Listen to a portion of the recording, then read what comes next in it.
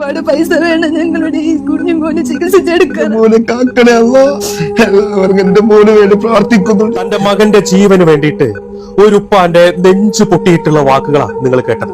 13 വയസ്സുകാരനായിട്ടുള്ള ദാറുൽ ഹുദ Islamic അക്കാദമിയുടെ കീഴില് അമേനി ദ്വീപിലെ സിദ്ദീഖ് മൗല അറബി കോളേജില് 4ാം വർഷം ഹുദവി ബിരുദത്തിന് പഠിക്കുന്ന സാജിദ് മുറാദി എന്ന ഒരു പൊന്നുമോന്റെ അവസ്ഥയാണ് നിങ്ങൾ കണ്ടത്.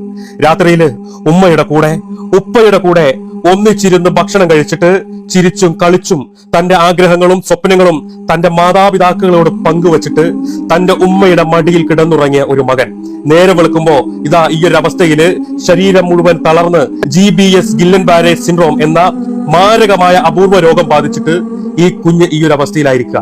20 ലക്ഷം രൂപയാണ് ഇനിയും ആ കുഞ്ഞിന്റെ ചികിത്സയ്ക്ക് വേണ്ടി വേണ്ടത്. ഒരു നാട് മുഴുവൻ സഹായിച്ചു, കഴിയുന്നവരൊക്കെ കൊടുത്തു. എന്നിട്ടും ചികിത്സ മുന്നോട്ട് പോവാതെ കിടക്കുന്ന ഈ അവസ്ഥയിൽ ഈ കുഞ്ഞിന്റെ ജീവൻ രക്ഷിക്കാൻ നിങ്ങൾ എല്ലാവരും ഞങ്ങളോടൊപ്പം നിൽക്കണം.